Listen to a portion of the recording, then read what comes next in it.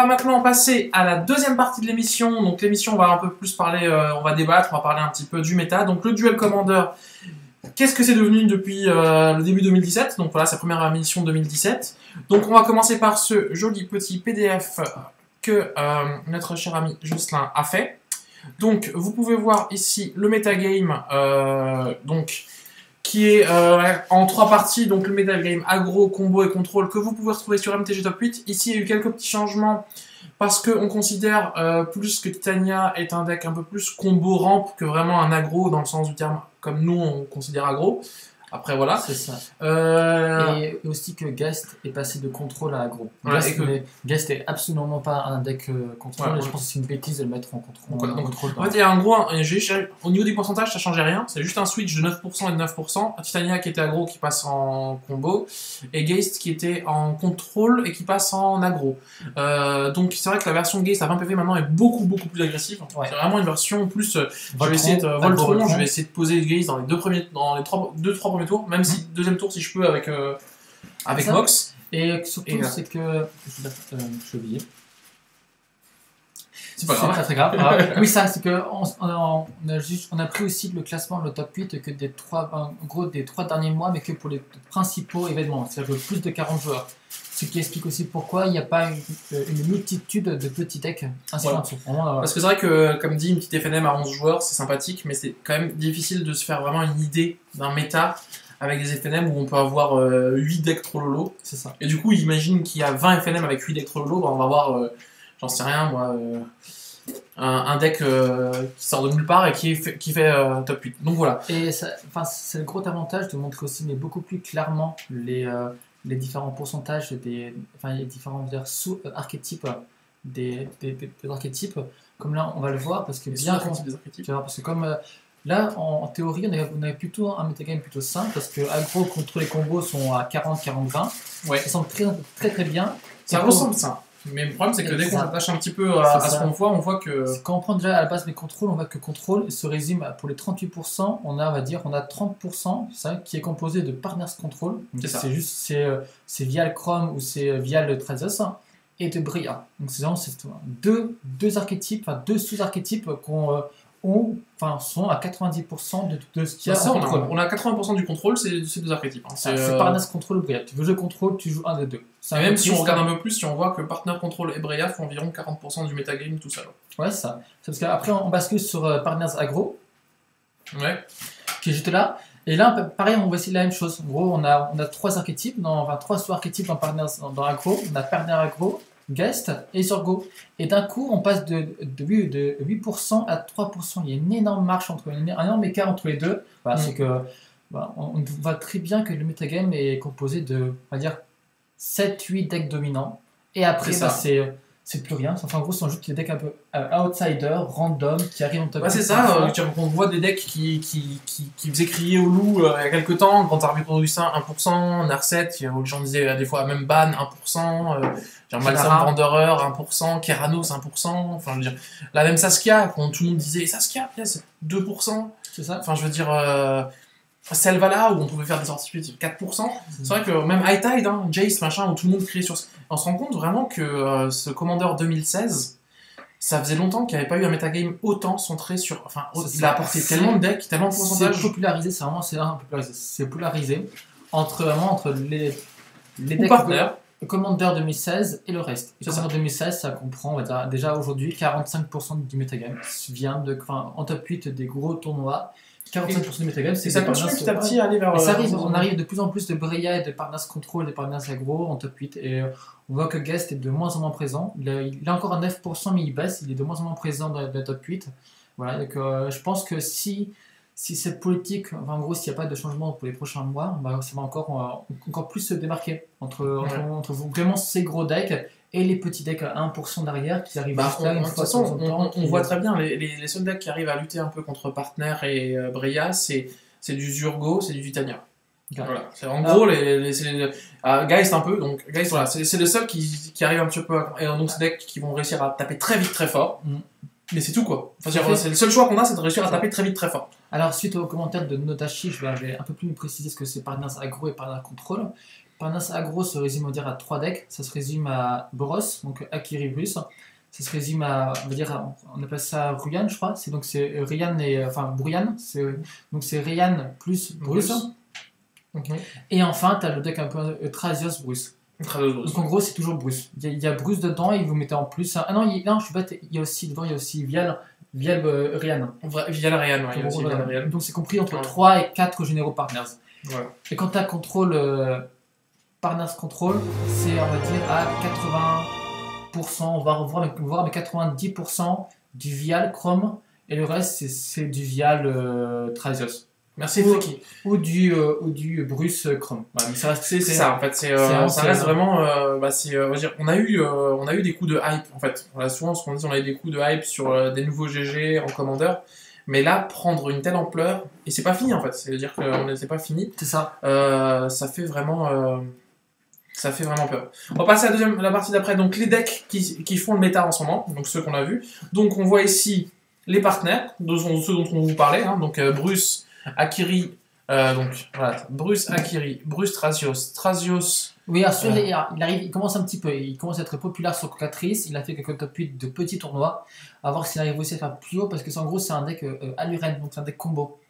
Le but c'est juste, en gros c'est un deck qui tourne autour d'Aluren, et on va tuer un peu à coup de ça. Je crois que soit Kitten 30 c'est Ranma, non? C'est possible, je ne sais pas. Sudden Demise ne pouvait pas atteindre les créatures artefacts et pire m'empêcher d'agir sur la cloque de 2 tours. Oui, c'est ça. Ouais, donc c'est bien lui. Donc merci pour la petite précision. Voilà. Donc on voit ici donc 1, 2, 3, 4, 5, 6 decks partenaires. C'est ça. Donc ils sont vraiment les decks qui font un tiers du metagame mondial actuellement.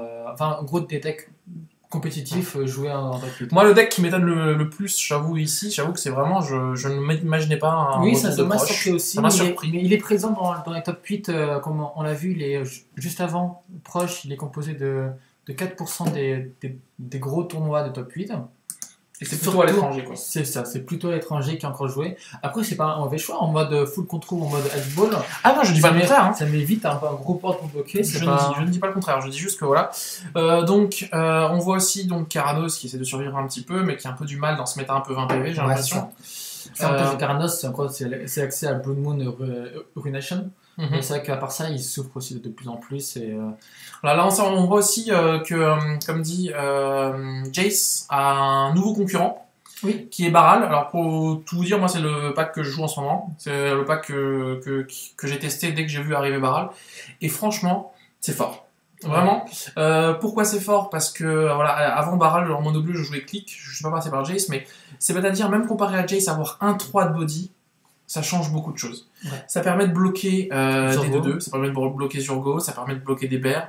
Ça c'est vraiment, c'est con à dire, mais ça vraiment permet de tempo contre justement les plus mauvais match-ups de contrôle qui sont justement les match-ups aggro. Tout à fait. Donc gagner du temps, c'est fort. Derrière, à partir du moment où il est là, pouvoir faire un effet de loot à chacun de nos contres et faire que tous nos contres coûtent 1 de moins. C'est-à-dire qu'on va avoir des mana leak à 1 mana, enfin, on va pouvoir vraiment, à partir du moment où il est là, on arrive à le protéger un tour ou deux, on va rentrer dans une synergie où on va vraiment empêcher le joueur de faire quelque chose. Donc à la base, quand on a vu ce général, on était plus parti sur une liste polymorphe, d'autres polymorphes, donc Emrakul V1, d'autres joueurs ont testé en parallèle la liste contrôle, donc vraiment en mode je joue des kills en plus de mon général. Ouais. Mais il semblerait que vu les derniers résultats et des impressions, c'est plus la version polymorphe qui va être présente lors des futurs tournois, parce que justement on le voit que déjà que dans le metagame actuel, il y a très peu de gestion pour gérer un Emrakul en jeu. Et que sur une très bonne sortie, faire polymorphe tour 3, voire tour 2, c'était un box. Moi j'ai fait polymorphe tour 3, c'est déjà pas mal sur le play, c'était déjà dans l'espace. Et comme dit, le problème contrairement à Click, c'est que Click tapait à 3 par le vol. Là on a un 3 on tuera jamais au GG, vraiment. Et donc du coup, l'ajout du plan Emrakul, ça permet vraiment de renverser des games, ça permet d'avoir un vrai kill. Alors, je sais qu'il y a des gens qui sont pas d'accord, qui ont vu comme des kills comme Émergence des Vagues. Le problème pour moi d'Émergence des Vagues, c'est que c'est un rituel, c'est que si on se prend, ça coûte 6, on est dépendant du grave, enfin, beaucoup trop de conditions. Je suis pas fan, j'ai préféré le plan polymorphe, on verra peut-être les deux. Et puis même, le plan polymorphe, tour 4, ça te fait pour 3 polymorphes pour un bleu contre. C'est juste Voilà, je peux avoir polymorphe plus un contre en backup. Enfin, c'est vraiment super juste, fort. Une question sur le. Je vais. Erzach, c'est qui pose la question pourquoi il n'y a pas de Vial Rian. C'est juste pour les images, je l'ai oublié, mais oui, tout à fait. Ah, il l'a oublié, mais il il est totalement compris dedans. Excusez-moi, vraiment, c'est. Je n'ai pas fait attention à ça, je suis trop vite. Zurgo qui est toujours très fort en 20 PV, et comme dit, moi, le général sur lequel j'aimerais juste attendre 30 secondes avant de passer aux questions, c'est vraiment Breya qui, pour l'avoir vu jouer, et me rend un petit peu fou parce qu'en fait, ce général a la capacité de jouer midrange, combo, contrôle, eggs. Enfin, c'est-à-dire qu'on arrive aujourd'hui devant un GG et on ne sait pas ce que l'adversaire joue. Et donc ça, c'est quand même fort. Le problème, c'est que c'est pas. On a déjà connu ça. On a déjà connu ça avec Edric, il pouvait jouer en Elf Ball, en Swarm, en Good Stuff. En gros, on a connu ça avec beaucoup de contrôles déjà bannis actuellement. En gros, avec Tassigur en mode contrôle, en mode pod, avec Usur en mode animateur ou contrôle ou full aura. C'est-à-dire que le général est tellement bon qu'il permet tellement de build autour en fait. Et donc, c'est ça qui peut pour nous en fait être pire que Vial Bruce dans le futur. Ça, et puis Bruce. Réanime aussi, voilà. Réanimateur. Exactement. Je veux tellement dire que, en gros, juste le général est bien. Le général est bien, donc tu peux faire ton plan. Tu peux avoir un plan de jeu et avoir ton général en bonus au besoin si ça marche pas bien, c'est un problème. Voilà, l'euro comme aussi quoi. L'euro aussi, t'es en mode contrôle, t'es en mode Doomsday, en mode combo réanimateur. Voilà, c'était juste quand des généraux ont plusieurs plans de jeu possibles sans pour autant être plus faibles, c'est qu'il y a un souci. Tu te poses des questions, de dire merde. Alors, il fallait que Shell de Falara aussi. Ouais, oui, c'est sûr, mais c'est que c'est un 5. Enfin. Et puis choisir entre Shell de Falara ou Breya, en ce moment, on va préférer franchement avoir Breya. Tout à fait. Donc c'est un peu. Le problème, c'est que voilà, donc le metagame se résume à ça. En plus, on rajoute bien sûr le Vial Rian que je vais mettre. Le metagame compétitif se résume quasiment à ça. Normalement, j'ai pas oublié de deck, c'est ça. En gros, mais pour un gros tournoi, vous devez jouer ça. Voilà, sur les gros tournois pour l'instant, voilà, si vous voulez faire du tier 1 ou tier 2, c'est ça qu'il faut jouer. Tier 2, c'est les 2 premières lignes. Tier 1, c'est première ligne. Voilà. En gros, on va dire que voilà. Donc, le tier 1 actuellement, c'est Zurgo, Mono Bleu, Breya, Vial Chrome et Bruce Rian. Voilà, ça c'est les tier 1. C'est la ligne du bas. Et les deux lignes au-dessus sont des tier 2. Donc voilà. Par rapport à ça, est-ce qu'on parle directement des banlistes? On parlera ça plus tard. On va plutôt en parler avec les questions. On va en parler avec les questions. Donc du coup, on a essayé une petite chose. Jocelyn a un peu pris des questions que vous avez posées. Et les amis ici, donc on commence par une première question de Lunae Silva. Quel est, d'après vous, le meilleur moyen de battre les listes classiques de Vial plus Chrome et de Breya? Alors déjà, pour Vial Chrome, il faut garder en tête que s'il joue Vial tour 3 et qu'il a force en fil au mid-action sur main de départ, très peu de decks peuvent se remettre de ça à la base. Mais sinon, en dehors de cette possibilité-là, on va dire qu'en général, plutôt les decks full contrôle, donc mono bleu, ou les decks très aggro, donc Zurgo ou Boros, ou d'autres encore comme Saskia, ont largement les capacités de battre un Vial Chrome. Parce que justement, ils prennent des vitesses et il n'a pas le temps de tout faire, de gérer toutes les menaces, donc c'est principalement ses plus gros défauts. Voilà. Quant à Breya, ses plus gros défauts, c'est le problème, c'est que Breya il a tellement d'optiques de jeu différentes que chaque optique forcément a plus ou moins ses défauts, enfin plus ou moins d'avantages ou d'inconvénients, mais en général, c'est un deck qui a quasiment pas de. Tout dépend des versions. C'est ça. Comme dit, les versions un peu, on va dire, combo eggs, un peu juste caillou, contre un bon vieux contrôle, full contrôle, ça peut faire du mal. Ouais. Parce que du coup, leur seul out, c'est vraiment de sortir comment s'appelle, la caverne des âmes, et encore, pour en avoir enfanté une. Par contre, la version contrôle, du coup, un peu moins, parce que du coup, elle a quand même un body, elle a de quoi gagner des PV, elle a de quoi. C'est ça. Donc honnêtement, j'ai l'impression que des combos plus rapides. Que seulement contrôle, ça c'est vrai. Les combos à la base battent Breya parce que Breya a très peu de moyens d'interagir avec combo. Il joue des comptes d'anti-bet, mais en règle générale, il n'est pas fait pour gérer combo. Ouais, donc ça, et des contrôles avec armée plein de contre. Voilà. Alors on a la solution de Falak qui fait pour battre les deux ensemble, il faut jouer Breya et prévoir quoi gagner les miroirs. Quasiment ça, en gros tu joues Breya, au besoin tu joues Breya. Tu joues Breya en mode combo parce qu'on peut être plus rapide que le Breya normal, peut-être, à voir. En mode full contrôle, mais c'est ça. En zone full contrôle, je trouve pas trop mauvaise. Celle qui était jouée par.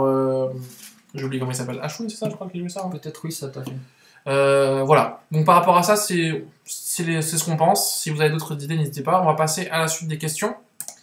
Alors. On a ici. Alors, c'est pas trop petit pour vous. Pour vous, normalement, c'est censé être assez grand, mais pour nous, ça paraît assez petit. Du mal à voir ça. Donc, le side, le Partners, le side, partner, et le side et le comité. Et en dessous, ça parle du metagame, du partners. Partner, metagame, nouveauté, de la communauté. Ok, ça. Et des nouveaux généraux qui arrivent. Voilà. Donc, alors, partenaire. Partenaire, pour nous, c'est un problème. C'est ça, pour nous, c'est un problème. Le problème, c'est que les joueurs, à présent, ont le choix entre soit vous jouez donc des généraux pré-partners, mais donc vous avez accès à 7 cartes plus une en général, soit 7 cartes plus 2. Et c'est très logique que quand on a des généraux de cette qualité en partners, on va toujours choisir plutôt 2 généraux partners.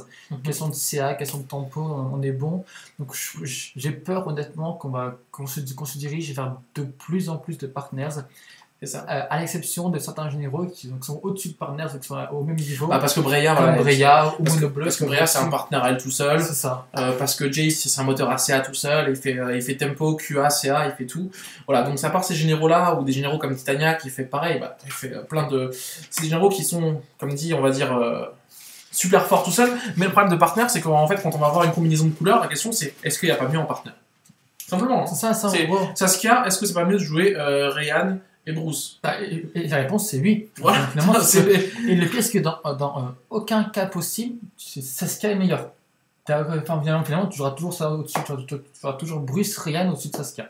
T'as pas de possibilité parce qu'au pire, même face à Blue Moon, c'est mieux de jouer Ryan Bruce que Saskia parce que moi tu peux fetcher plus facilement tes couleurs pour gérer tes. C'est ça, en fait, c'est vraiment un souci.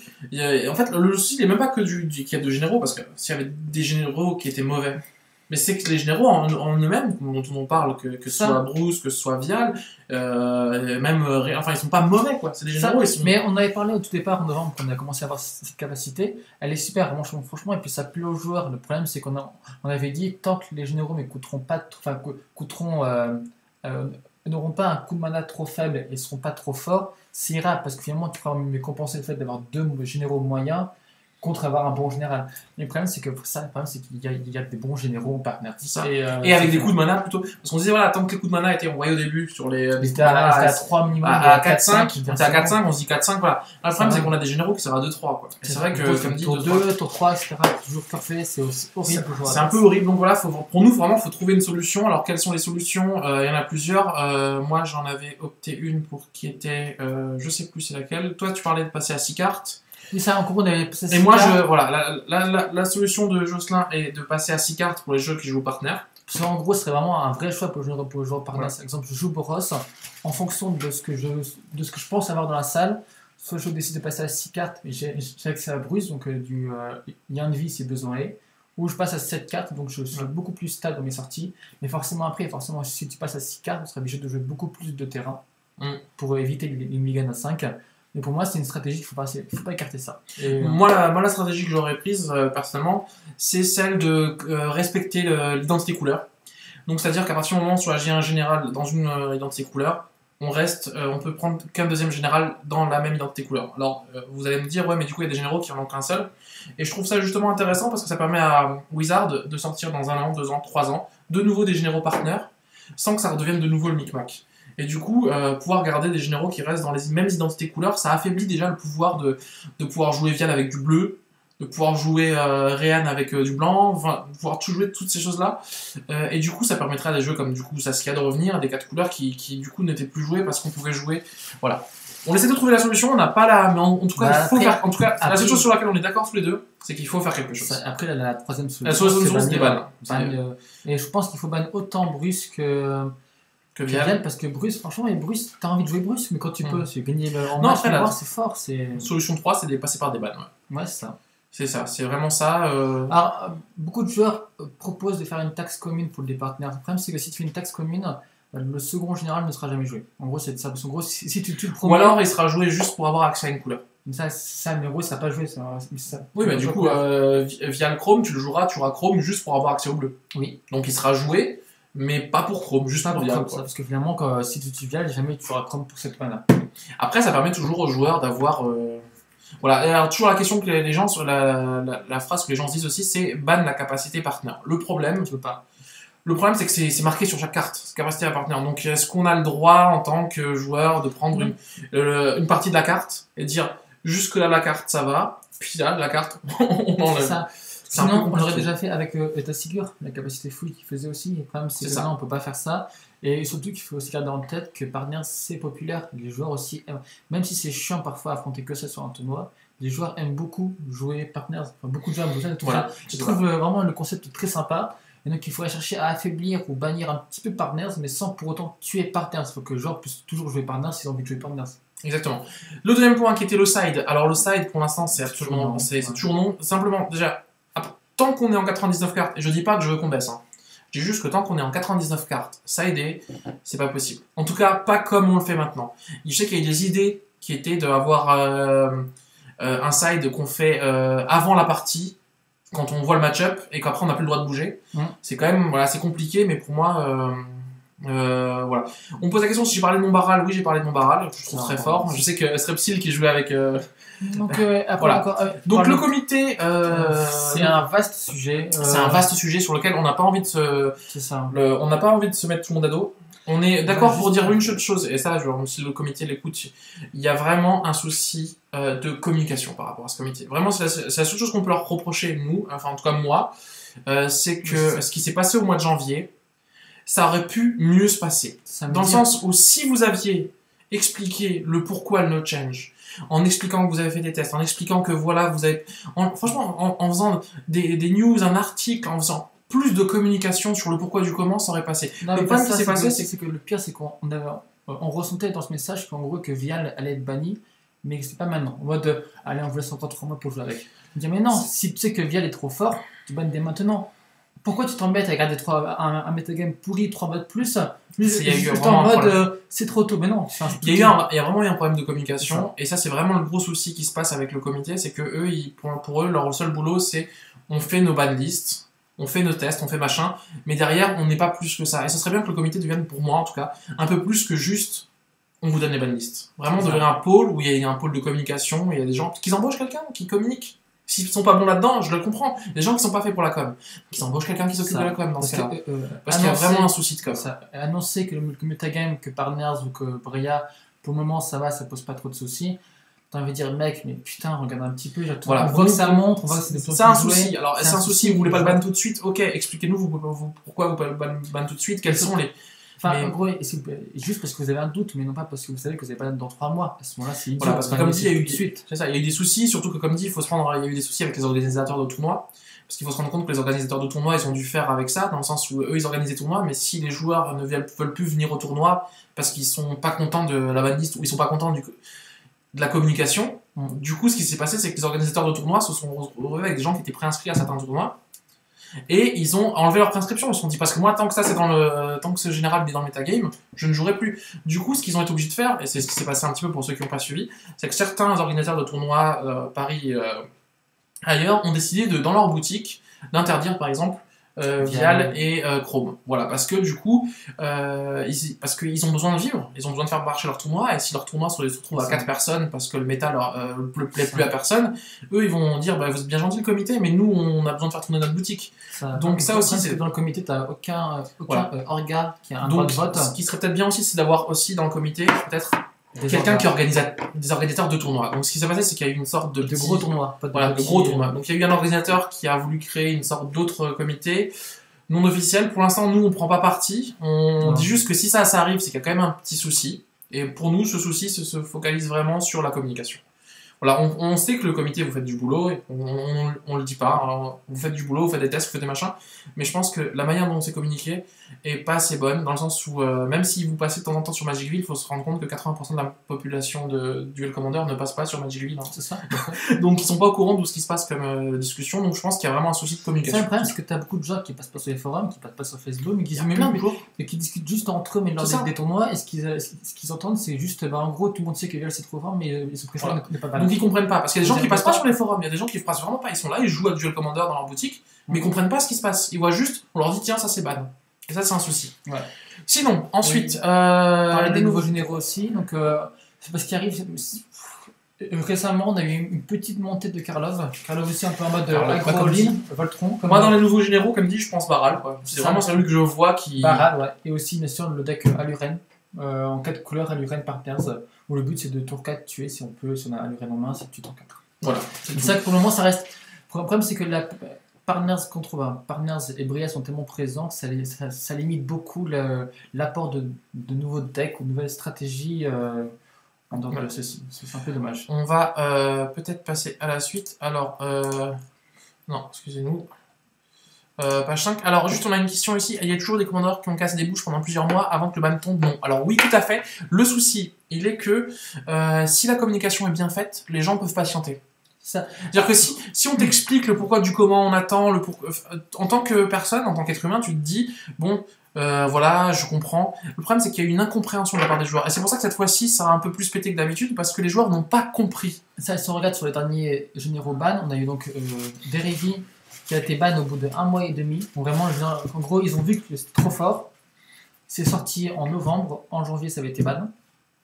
Après, on a eu Oloro qui a mis un peu de temps à arriver, mais les joueurs étaient complètement d'accord. En gros, dès que Oloro a commencé à faire un peu trop de top 8, il a été ban tout de suite.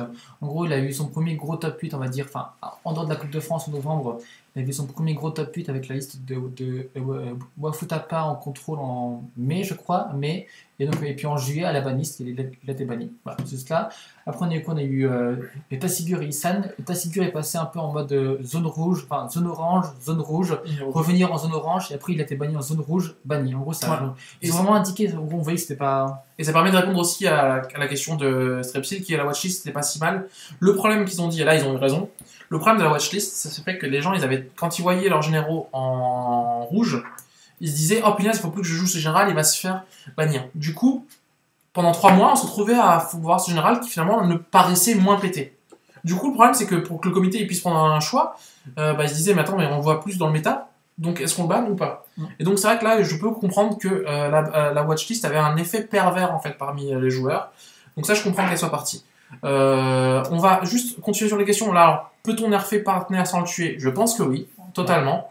Après, il faut trouver la bonne manière. Là, c'est comme dit, nous, on vous a donné des pistes. Il y a peut-être une autre idée à laquelle on n'a pas pensé, mais en tout cas, il y a ça. Si on ajoute un malus d'invocation lors de la mort d'un des généraux au 2, ça on l'a déjà expliqué. C'est une possibilité. Le pourquoi du comment, c'est une possibilité. Ça, voilà. c'est des avantages aussi là. Et on va continuer sur ça. Bonjour, j'ai une question qui peut être intéressante s'il y a des personnes qui débutent ou qui ont débuté il y a peu le Duel Commander. Quel type de deck est le plus adapté pour permettre à son pilote d'augmenter son niveau de jeu? Je demande cela car je pense que prendre un jeu overpowered ne permet pas de progresser. De même pour un jeu trop complexe pour son pilote. Alors, personnellement, après tu te donneras ton avis, je pense que pour vraiment progresser très rapidement, il faudrait un jeu auquel tu puisses parfois passer en mode aggro, parfois passer en mode contrôle. Et donc en gros, ça se résume à l'archétype aggro-contrôle. Tu devras toujours apprendre à quel moment tu attaques et à quel moment tu restes plutôt sur l'art défensif et tu contrôles le board. Actuellement, en EDH, aggro-contrôle se résume principalement à Geist, même si général mais reste possible. Donc je pense que Geist reste plutôt un très bon jeu si tu veux vraiment le jouer. C'est un deck compétitif, difficile à jouer, mais tu progresses, je pense, très rapidement, parce que justement il faut que tu apprennes quand jouer, quelle stratégie adopter, toujours en fonction de la main adverse, du plan de ce qu'il y a en jeu et du général. Voilà. Je pense que Geist est vraiment le deck parfait pour ça. Voilà, moi la première chose déjà, c'est simplement, si tu veux progresser à Magic, personnellement je pense qu'il faut que tu ne prennes pas un des God tier. Simplement. C'est-à-dire que les decks qui sont tier 1 ou tier 0,5, pourquoi? Parce qu'ils vont avoir certains jeux contre lesquels ça va être des bails. Ça va vraiment être... voilà. Je pense que vraiment, c'est ce genre de jeu un petit peu mid-range ou aggro contrôle comme ça, où tu vas devoir un peu chaque victoire la mériter. Un peu vraiment, hein, comme l'était un peu à l'époque, comme un petit peu, comme ça s'appelle Genara, où il n'y a pas de bon match-up, pas de mauvais match-up, ça permet vraiment d'améliorer ton jeu. C'est un peu comme en moderne, quand il y a les packs jaunes des jeunes, qui sont voilà, c'est des bons decks, mais ils sont pas pétés, et ils demandent de faire des décisions, parce que chaque décision peut te coûter ou pas la partie. Donc je pense que prendre un pack comme ça, un peu mid-range, qui est pas un seul out, qui ne soit pas juste aggro ou juste contrôle, qui t'oblige un peu à jongler entre les deux, mais en n'étant pas un tier 0,5, quoi. Parce que c'est sûr que, en ce moment, on voit des packs, nous on a eu par exemple à la FNM une joueuse de Vialchrome qui n'avait jamais joué le pack. Elle a fait 3-1 en mode. C'est facile. Voilà. Mais je rejoins quand même aussi Chaka dans les commentaires qui dit que Tropical Moustache, donc en gros c'est le deck Partners de Trazos Bruce, qui est aussi un deck aggro contrôle, est un bon choix. C'est pas vers celui-ci que je t'oriente parce que justement c'est pas encore pour Bruce vers ce qu'il va devenir, est-ce qu'il va être banni ou pas. mais du moins ça reste aussi un deck convenable pour commencer, pour vraiment pour apprendre à jouer. C'est typiquement le deck de type de deck avec Geist, où tu dois apprendre à attaquer et puis à défendre. Voilà. Alors là, quelques questions. Oui, donc d'ailleurs, Chaka, c'est celui qui a créé le pack, hein, je crois, un Tracios Tout à fait. et qui a été mené jusqu'en top 8 et en victoire par Noam. Par un autre joueur. Un autre joueur, Nicolas. Nicolas, tout à fait. Nicolas, pardon. Du coup, le problème de partenaire, c'est pas que ce soit fort, c'est juste nocif. Alors, c'est fort et nocif. Voilà. Ça. Le problème, c'est que nocif, ça se définit par le fait que parfois, c'est un général qui a des bails. Par exemple, Animar, c'est nocif contre Mono Blanc, parce que justement, on peut dire que si Animar est trop populaire, il devient nocif, parce que justement, Mono Blanc ne peut plus être joué. Mais après, Animar n'est pas pour autant trop fort, parce qu'il a plein de défauts. Excuse-nous, donc elle a fait de 2. Et pour répondre aussi, tu me dis les top 8 étaient remplis de Jace Titania, ils n'ont jamais été ban. Alors, c'est très simple, les Jace Titania étaient un gros souci. Ça a amené, c'est un des facteurs qui a accéléré le passage en 20 PV, parce que le passage en 20 PV devait prendre plus de temps à la base. Et non seulement ça a accéléré le 20 PV, mais même en 20 PV, c'était quand même des decks à surveiller, parce qu'ils étaient quand même très forts. Ce qui a fait que ces decks sont tombés dans l'oubli, c'est Duel Commander 2016. C'est-à-dire que ces decks-là, qui étaient des tiers 1, voire des tiers... Ouais, tiers 1, un bon tiers 1. Voilà, sont passés en mode tiers 2 ou tiers 1,5. Oui. Enfin, tiers 1,5. Plutôt. Parce qu'il y a eu Duel Commander 2016. Il y a eu Vial, Chrome, il y a eu Rayan machin, il y a eu Breya. C'est juste ça, en fait. Mais c'est vrai que s'il n'y avait pas eu Duel Commander 2016, c'est des decks sur lesquels on aurait fait attention. Vraiment. Chaka qui nous passe son deck, voilà. Atterrit en plein de ces changements. Voilà. Et le souci qui s'est passé aussi, ça c'est pas la faute du comité, c'est que au milieu du changement qui s'est passé de 20 PV, il y a eu Duel Commander 2016 qui est arrivé. Bam. C'est-à-dire que si on avait eu un Duel Commander comme 2015, ça aurait pas été si grave. Mais là personnellement, moi c'est mon avis propre et je n'engage ni Jocelyn, je pense que le changement de 20 PV a été mal... il était mal accompagné. Mal accompagné et mal annoncé. Il a été accéléré, trop rapide, je pense qu'ils auraient dû prendre un peu plus de temps, même si ça prenait 6 mois de plus. Mais ça, on le dit toujours avec du recul, le 20 PV est plutôt une bonne chose pour le format, c'est ce qu'il fallait. Mais il aurait dû être apporté autrement. Ça, vraiment, il était très mal accompagné, et je pense que beaucoup de ressentiments, de rancune, beaucoup, etc. sur les joueurs cons, c'est à cause du 20 PV pour ça. Le comité n'a pas du tout accompagné ce changement. Comme voilà, ils auraient dû l'accompagner. Pareil, on revient à la communication. On passe à la question suivante. Donc, un point sur les formats casu, le Léviathan et l'autre. Alors, par rapport au Léviathan, il y a eu... Je peux tous le dire, je pense. Oui. Question thème limité, Duel Commander à la française, ouvert sur des formats découlant. Voilà, on va parler un petit peu maintenant des autres formats. Et suite à la session du format avec le Léviathan et l'arrivée du nouveau format alternatif de le Commander européen, a-t-il encore un avenir? Alors, ce qui se passe, on va juste faire un récapitulatif de quels sont les formats qui existent maintenant dans le monde du Commander 1v1. Il y a le format officiel qui est le Duel Commander, j'appelle tout ça. Il y a le format Léviathan, qui est un format en fait où on garde les 30 PV avec Marat et Isan et Ouz. Il y a le format Legends, où en fait on prend l'optique Duel Commander, mais on va jusqu'au bout en bannant toutes les cartes qui sont faites pour le multijoueur, comme les packs Duel Commander, les packs de cartes qui sont faites, et on rabaisse la bibliothèque à 60 avec un side de 15 cartes. Et on passe aussi aux 20 points de vie. Et on passe aussi aux 20 points de vie. Donc on est dans une optique totalement compétitive à 100%. Là, c'est vraiment un format singleton, c'est tout. Voilà, c'est vraiment ça. Et le dernier, là, qui est pas vraiment un format, c'est le Duel Commander toujours, mais avec un souci de banlist où les organisateurs ne sont pas d'accord avec le comité, où il y a une sorte de... Les mêmes règles que le comité, mais sauf peut-être une banlist différente. Enfin, ça reste du Duel Commander. Ça reste du Duel Commander. Juste un général de plus, Vial ou Breya. Voilà, c'est ça. C'est juste ça. Par rapport au Léviathan. Alors, moi j'ai toujours dit que je pense que c'est un format qui peut trouver son public. Trouver son public, et c'est un format qui peut cohabiter. Moi je pense vraiment, et là je devrais parler de DTC numéro 8, qui va faire vivre les deux formats, et je trouve que c'est une très très bonne chose. Parce que, comme dit, pour les joueurs qui sont beaucoup plus dans le compétitif, le 20 PV se rapprocher des règles de Magic, Duel Commander va être intéressant. Dans les joueurs qui ont envie de jouer vraiment Magic un peu plus autrement, Kitchen Magic, un peu plus dans du semi-compétitif, on va dire, envie de faire des tournois, mais pas envie de jouer vraiment avec les règles de 20 PV pour pouvoir jouer des mana bases un peu plus larges, pouvoir jouer des cartes. Ça permet d'aller sur le Léviathan, puisqu'on a 30 PV, donc en 30 PV on peut jouer des cartes qui sont un peu plus grosses, et je trouve ça très très bien. Moi je trouve ça pas mal de pouvoir jouer les deux, sachant qu'il y a eu un tournoi, le premier tournoi Léviathan en Italie, donc qui est vraiment supporté par le public italien énormément. Bah, 100 joueurs. 100 joueurs. Voilà, donc ce qui est pour un premier tournoi. Alors les lots étaient très intéressants, mais c'est quand même pas mal, c'est encourageant. Et moi j'aimerais vraiment, c'est mon avis, que les deux formats coexistent, si c'est possible. On peut, en théorie, on peut clairement. Là, en France, on a 2 gros tournois qui arrivent. C'est le tournoi du Beaune Paris, donc on vous conseille d'y aller aussi. Et les tournois du DTC. Donc le Beaune Paris, c'est le 1er avril et le DTC, c'est le 1er mai. Donc le Beaune Paris sera avec que du Duel Commander et le DTC sera Duel Commander et Léviathan. Donc Léviathan de mémoire, c'est le dimanche, et le Duel Commander, c'est le lundi. Donc tout le monde pourra être présent. Ça va être très sympa à faire. Donc oui, je vous encourage à vous déplacer pour ce tournoi. Voilà. Du coup, par rapport aux Legends, alors je pense que c'est un format très intéressant pour les gens. Le problème, c'est qu'il n'y a peut-être pas assez beaucoup de joueurs. Si vous êtes vraiment dans la compétition à fond et que vous avez envie vraiment de voir ce que pourrait donner le Duel Commander s'il y avait un side, s'il y avait 60 cartes, ça peut être intéressant à tester. Vraiment, moi j'ai pas testé, donc je peux pas vraiment vous donner mon avis. Je n'ai aucune idée de ça. Vraiment. Je sais pas si tu as eu l'occasion de. Moi non plus, mais je sais que personnellement, actuellement, je joue Boros et que Boros, c'est pas possible de jouer en Legends. C'est pas de généraux. Oui. Mais voilà, c'est ça. Peut-être que. Parce que les seuls jouables sont en Commander 2016. Pour moi, c'est impossible.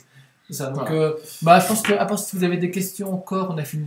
On a fini un petit peu ce qu'on avait à dire pour cette émission. Si vous avez des petites questions, on veut bien prendre 2-3 minutes pour vous répondre, mais sinon, on va rendre l'antenne et vous dire à une prochaine qui sera sûrement au mois d'avril pour la future banlist. D'accord. Voilà. Donc, sinon, mais sur la chaîne YouTube, donc Magic TT, vous aurez aussi bientôt des vidéos sur le paysan. Voilà. Ça fait. Et puis comme d'habitude, tout ça sera mis aussi sur la chaîne dans les prochains jours. Cette vidéo sera mise en prochain jour sur la chaîne YouTube aussi, Magic TT. Avec 2 fois plus de paf que de l'eau. Oui, tout à fait. C'est qu'en gros, il faut le paf, oui. Faut que vous sachiez tout. Donc pour ce tournoi, mettre du Léviathan en Italie avec 100 joueurs. Le premier partait avec 500 € de l'eau. En gros, c'était les orgas qui avaient clairement mis de leur poche. Ils voulaient juste faire un gros geste pour je pense qu'ils ont bien fait. Pour attirer, etc. Ils avaient mis beaucoup d'argent. Ils savaient qu'ils allaient être perdants, mais voilà. Après, la publicité. Non, mais ils ont très bien fait. C'est ce que fait n'importe quelle boîte, en fait, qu'elle soit boîte américaine, européenne. Au début, on y va parce qu'on veut faire connaître. C'est la pub, c'est l'attrait. Et voilà, quoi. Pour répondre juste à Doc Rogue avant de vous laisser, donc du Legacy bientôt. Alors, on a mis notre première émission en Legacy sur la chaîne YouTube Magic TT qui s'appelle On refait la game. On présente 2 decks. L'un qui est rouge-noir réanimator et l'autre qui a un 4 couleurs d'Elverless. Et avec 5 matchs commentés, 2 pré-side et 3 post-side. Donc si tu as envie de regarder du Legacy, on a commencé à se mettre au Legacy. La prochaine étape, ce sera le paysan. Voilà. Le paysan. Sur ce, je pense qu'on va vous laisser. On vous remercie à tous d'avoir été là pour ce soir. Ah oui, on aimerait juste une petite dernière chose, si on peut vous poser une question. Est-ce que pour vous, le dimanche soir, c'est un bon jour, ou vous préférez, comme on faisait avant, un soir dans la semaine? Voilà, c'était un petit test aujourd'hui qu'on voulait faire. Donc, puis, en attendant vos réponses, je vais répondre à la question de Tilendo. On peut devenir des généraux. Zur est en tête, je pense, des généraux possible d'être des bans. Le problème, c'est que ça va pour autant régler le problème. Partners me restera toujours au-dessus comme Bria. Donc Robro, c'est que oui, Zur peut être des bans, et Rayo peut être des bans aussi, mais pour autant, il faut quand même toujours chercher à régler le problème avec Partners et Bria. C'est juste ça. Moi, je pense comme Allerg.